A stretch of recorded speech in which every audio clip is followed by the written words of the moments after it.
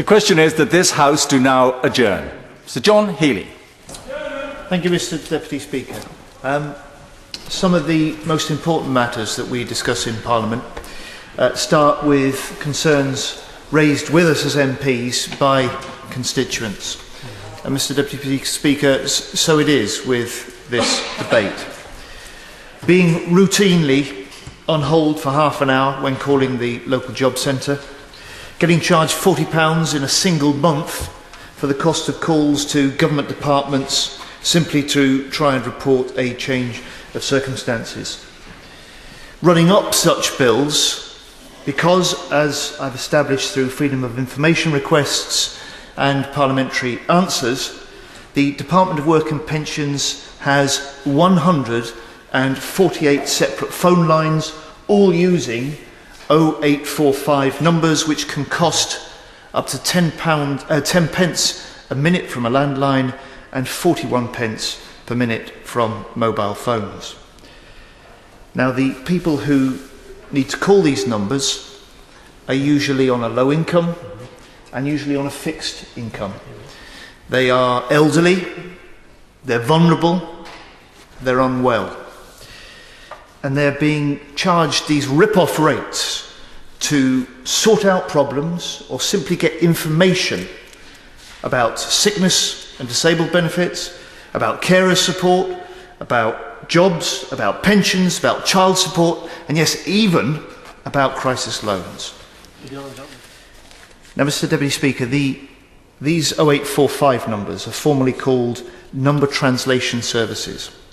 The NTS is dialed by a caller, and that is normally then translated or diverted, if you like, to its destination. And this process can include features such as distributing calls between multiple sites, routing calls according to the caller's location, and of course broadcasting or transmitting recorded announcements. But the key feature of these number translation services is that the call revenue from the customer can be, and normally is, shared between the telecoms company and the organisation receiving the call. The former receiving the access charge component and the latter receiving the service charge or the termination rate as it's known at present. Now, I say to the Minister, he's relatively new in this brief, but the government has had plenty of notice about the problems with these 0845 numbers. It was back in 2006 that Ofcom said, Ofcom continues to recommend that public bodies should not use NTS numbers exclusively, especially when dealing with people on low incomes or other vulnerable groups. And they went on to say, the new 03 countrywide numbers proposed at that time as part of Ofcom's numbering review would be well suited, they said, to the needs of many public bodies currently using chargeable 08 numbers. Those 03 numbers were introduced the following year in 2007, and Ofcom recommend that these 03 numbers, which provide of course the same additional functionality as 08 numbers, but must be priced as the same as a geographic number, and crucially with no revenue sharing available. Now, the long-standing campaigning expert David Hickson and the Fair Telecoms campaign take the same view, that 03 numbers are, and I quote, a perfectly acceptable option for normal engagement between citizens and public bodies. I go further. Now, what should the Minister do? Let me say, responsibility for running an efficient and equitable system of benefit support lies with the government.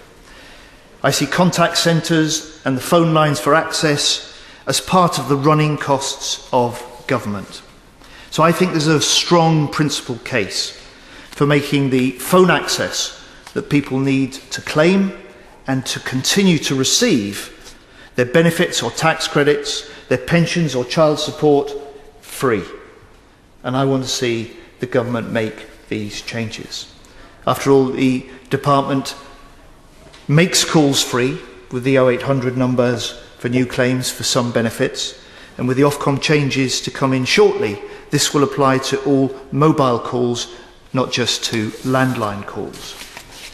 But as a minimum, all lines for all dealings with DWP should be switched to 03 numbers. So the cost is never more than calls to a 01 or a 02 number, and they must be part of any inclusive discount schemes in the same way. These were launched 5 years ago, as I've said.